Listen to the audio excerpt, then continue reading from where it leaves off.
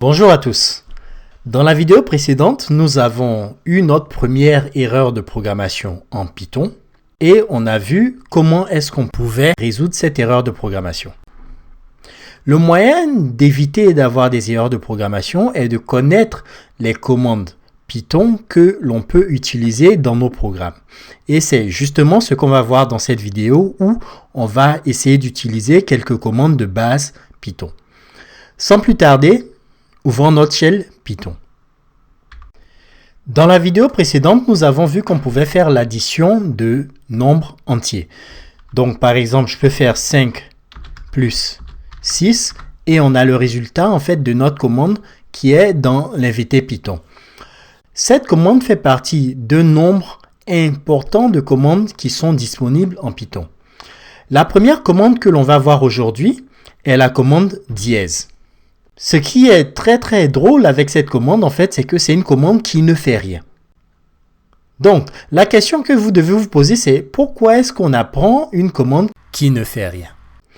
Bon, très simplement, dans le cas qu'on voit aujourd'hui, cette commande n'est pas très utile, mais dans le cas encore, comme on le verra dans la suite, où on a des très gros programmes, c'est une commande qui nous sera très utile. Cette commande nous permet de mettre des commentaires dans notre code de telle sorte à ce qu'on puisse décrire ce qu'on fait à chaque étape pour pouvoir se rappeler de la structure de notre code dans le futur. Ou par exemple, si vous écrivez un code et que vous le donnez à un autre développeur, il faudrait que ce développeur-là comprenne ce que vous avez écrit dans votre code.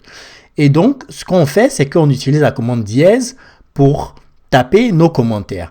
Donc, par exemple, ici, si je tape H, comme dans la leçon précédente, on a vu que si on tapait directement H dans l'invité de commande Python, on aurait une erreur. Mais si je mets la commande dièse avant la commande H et je tape, j'appuie Entrée, on n'a rien qui se passe. On a encore le shell Python qui nous demande d'entrer des commandes.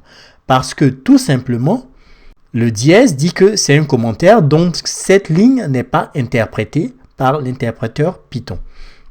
Donc, vous pouvez taper n'importe quoi. Hein. Ceci est un commentaire.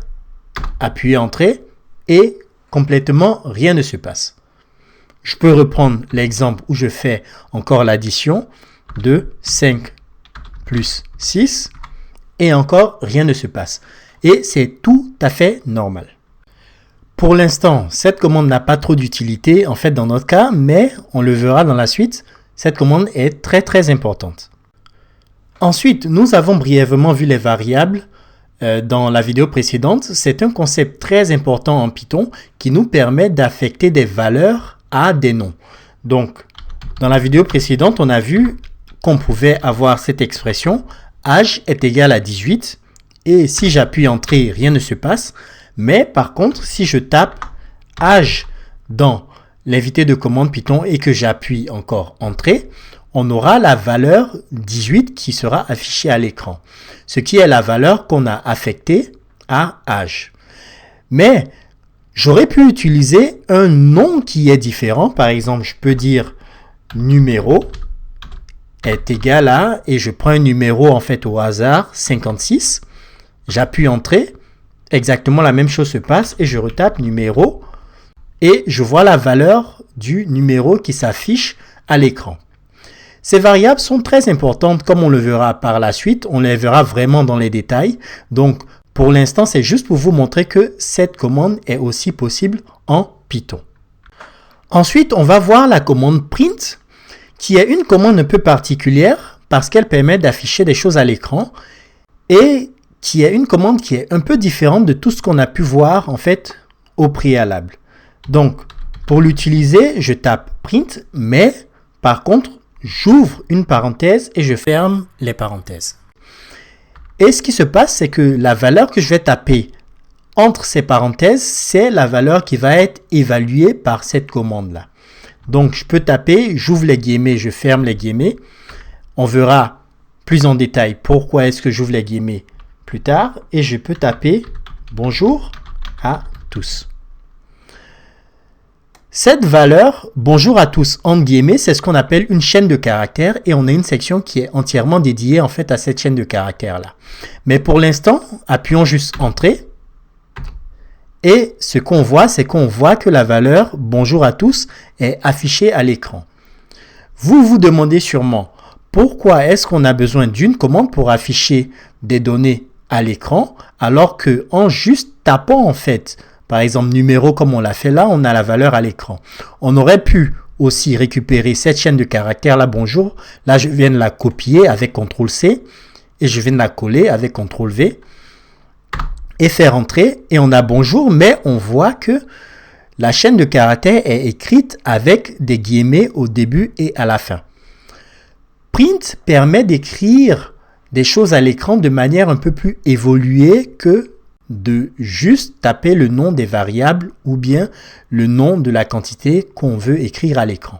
Donc par exemple, on peut aussi utiliser print avec les variables. Donc on peut faire print et entre ces parenthèses là mettre âge et faire entrer.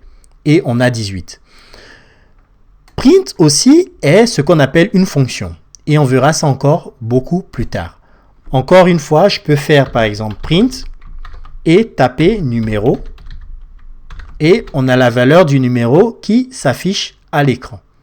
Voilà, j'espère que vous arrivez à vous familiariser avec l'interface du shell Python parce que on va vraiment beaucoup l'utiliser en fait durant cette formation. Donc voilà, les commandes que je viens de vous présenter sont les commandes dont je voulais vous parler aujourd'hui et qu'on a pu rapidement tester comme ça, mais ne vous en faites pas si vous n'avez pas tout compris parce qu'on va revoir chacune de ces commandes-là et chacun de ces concepts vraiment en détail dans la suite de cette formation. Depuis le début du cours, on a utilisé le shell Python pour taper les commandes et on les tape l'une à la suite des autres. Mais ce qui est important de savoir, c'est que le développement Python s'effectue dans des fichiers. Donc, on aura des fichiers où on peut taper des lignes de code. Donc, on aura peut-être 100, 1000, 10 000 lignes de code à la suite l'une des autres. Et c'est ce fichier-là qu'on va envoyer au shell Python pour qu'il exécute notre code. Et c'est cette manière de programmer-là qu'on va adopter dans la suite de notre cours. Pour cela, la prochaine vidéo va vous montrer comment est-ce qu'on peut exécuter un fichier Python où on aura du code qu'on aura tapé au préalable. Je vous retrouve dans la prochaine vidéo.